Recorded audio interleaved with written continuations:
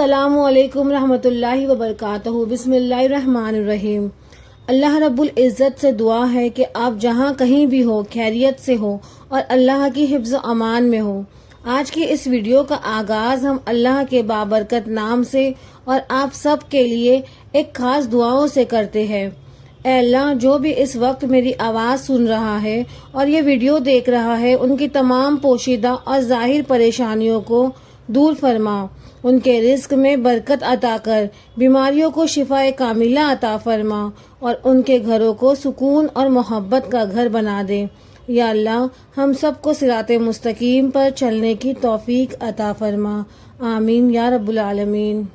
میرے پیارے بھائیوں اور بہنوں، آج کی اس خاص ویڈیو میں ہم ذکر کریں گے ان ہولناک اور سچی نشانیوں کا جن کا ذکر قرآن کریم اور حدیث میں بار بار آیا ہے اور جن کے بارے میں ہمارے پیارے نبی حضرت محمد مصطفیٰ صلی اللہ علیہ وسلم نے آج سے 1400 سال پہلے ہی ہم سب کو آگاہ کر دیا تھا کہ قیامت کب آئے گی۔ اس کا قطعی علم تو صرف اور صرف اللہ رب العزت کی ذات کو ہے، لیکن اس کی نشانیاں ہمیں یہ بتاتی ہیں کہ اب وقت کتنا قریب آ چکا ہے اور ہم کائنات کے آخری دور میں جی رہے ہیں۔ رسول اللہ صلی اللہ علیہ وسلم نے فرمایا تھا کہ قیامت سے پہلے وقت کی برکت اٹھ جائے گی، سال مہینے کی طرح، مہینے ہفتے کی طرح اور ہفتہ دن کی طرح تیزی سے گزرنے لگے گا، اور آج ہم سب اس کا مشاہدہ کر رہے ہیں کہ وقت پر لگا کر اڑ رہا ہے۔ علم دین اٹھا لیا جائے گا، یعنی سچے اور نیک علماء دنیا سے رخصت ہو جائیں گے اور لوگ جاہلوں کو اپنا رہبر نما بنا لیں گے، جو خود بھی گمراہ ہوگے اور دوسروں کو بھی گمراہ کریں گے۔ معاشرے میں امانتیں ضائع ہونے لگیں گی، بددیانتی عام ہو جائے گی اور بڑے عہدے ان لوگوں کو دے دیے جائیں گے جو اس کے بالکل اہل نہیں ہوگے۔ آپ صلی اللہ علیہ وسلم نے ایک حیرت انگیز پیشگوئی فرمائی تھی کہ وقت ایسا آئے گا جب ننگے پاؤں رہنے والے غریب چرواہے بڑی بڑی اور اونچی عمارتیں بنانے میں ایک دوسرے پر فخر کریں گے۔ آج ہم دیکھ رہے ہیں کہ عرب کے ریگستانوں میں دنیا کی بلند ترین عمارتیں کھڑی ہو چکی ہے۔ اس کے علاوہ گناہوں کی کثرت ہو جائے گی، سود کھانا فخر سمجھا جائے گا، موسیقی اور بے حیائی عام ہو جائے گی اور لوگ ان گناہوں کو برا سمجھنا ہی چھوڑ دیں گے۔ جب یہ تمام چھوٹی نشانیاں پوری ہو جائے گی تو پھر بڑی نشانیوں کا ظہور ایک تسبیح کے ٹوٹے ہوئے دانوں کی طرح لگاتار ہوگا، جس میں سب سے پہلے امام مہدی کا ظہور ہوگا، جو مسلمانوں کی قیادت کرے گے اور دنیا کو عدل و انصاف سے بھر دے گے۔ اسی دوران انسانی تاریخ کا سب سے بڑا فتنہ یعنی دجال نکلے گا، جس کے پاس بہت سی شیطانی طاقتیں ہوگی۔ وہ خدائی کا دعویٰ کرے گا اور پوری زمین پر فساد مچائے گا، سوائے مکہ اور مدینہ کے جہاں وہ داخل نہیں ہو سکے گا۔ پھر وہ عظیم گھڑی آئے گی جب دمشق کے سفید مینار پر حضرت عیسیٰ علیہ السلام کا نزول ہوگا، جو امام مہدی کے ساتھ مل کر دجال کا پیچھا کریں گے اور اسے مقام لد پر قتل کر دیں گے۔ اس کے بعد یاجوج ماجوج کی قوم نکلے گی، جو اس قدر زیادہ ہوگی کہ وہ سمندروں کا پانی پی جائے گے اور زمین پر ہر طرف خون ریزی کرے گے، لیکن اللہ تعالیٰ ان کو ایک وبا کے ذریعے ہلاک کر دے گا۔ پھر قیامت کی سب سے بڑی نشانی یعنی سورج کا مغرب سے طلوع ہونا ظاہر ہوگا، جس کے بعد توبہ کا دروازہ ہمیشہ کے لیے بند کر دیا جائے گا اور کسی کا ایمان لانا قبول نہیں ہوگا۔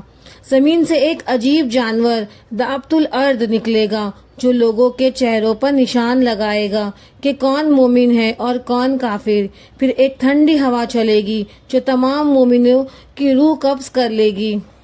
اور پھر دنیا میں صرف بدترین لوگ رہ جائیں گے جن پر قیامت برپا ہوگی۔ میرے بھائیوں اور بہنوں، اصل سوال یہ نہیں کہ قیامت کب آئے گی، بلکہ اصل سوال یہ ہے کہ ہم نے اس ہولناک دن کے لیے کیا تیاری کی ہے۔ کیا ہمارے پاس وہ نیک اعمال ہے جو ہمیں اللہ کے غضب سے بچا سکے؟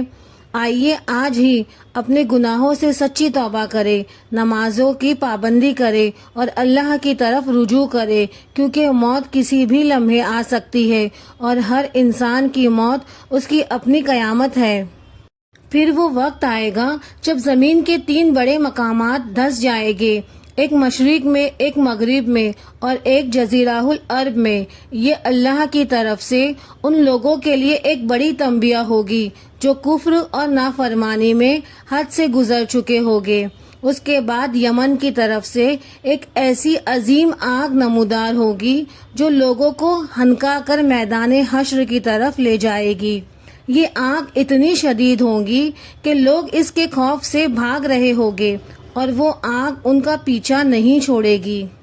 یہاں تک کہ وہ مقام اجتماع تک پہنچ جائے گے۔ میرے پیارے بھائیوں اور بہنوں، ذرا تصور کریں اس گھڑی کا جب اللہ کے حکم سے حضرت اسرافیل علیہ السلام پہلی بار سور پھونکے گے۔ اس سور کی آواز اتنی ہولناک اور بے ہیبت ناک ہوگی کہ زمین و آسمان تھرا اٹھیں گے۔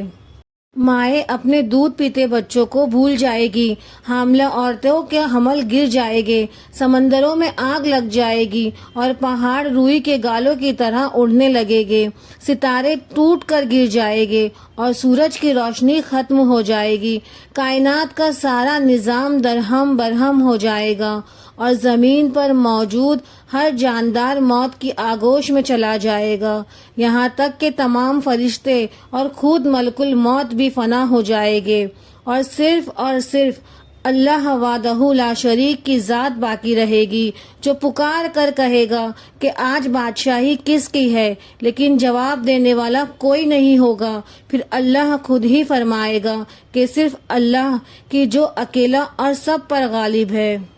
پھر ایک طویل عرصے کے بعد اللہ کے حکم سے دوبارہ سور پھونکا جائے گا اور تمام انسان اپنی قبروں سے ایسے نکلے گے جیسے ٹڈیاں پھیل جاتی ہے، سب کے سب ننگے پاؤں اور برہنہ بدن ہوگے، لیکن اس دن کی ہولناک اتنی زیادہ ہوگی کہ کسی کی نظر کسی دوسرے پر نہیں پڑے گی، ہر انسان کو اپنی فکر ہوگی، سورج سوا نیزے پر ہوگا اور لوگ اپنے پسینے میں ڈوبے ہوئے ہوگے، کوئی ٹخنوں تک، کوئی گھٹنوں تک اور کوئی اپنے گناہوں کی وجہ سے پسینے میں غرق ہوگا۔ اس سخت پیاس اور گرمی کے عالم میں صرف ان خوش نصیبوں کو سایہ ملے گا جن پر اللہ کا خاص کرم ہوگا، ان میں وہ نوجوان بھی شامل ہوگے جن کی جوانی اللہ کی عبادت میں گزری اور وہ حکمران بھی جنہوں نے عدل و انصاف کیا۔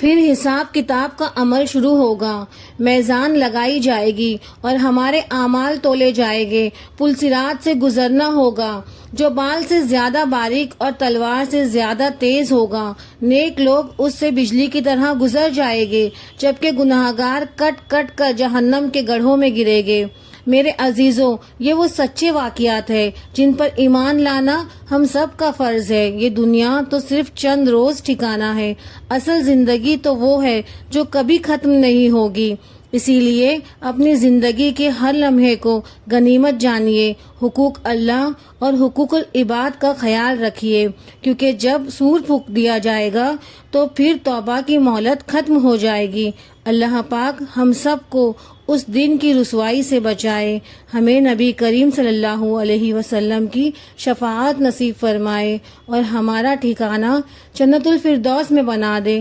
آمین یا رب العالمین۔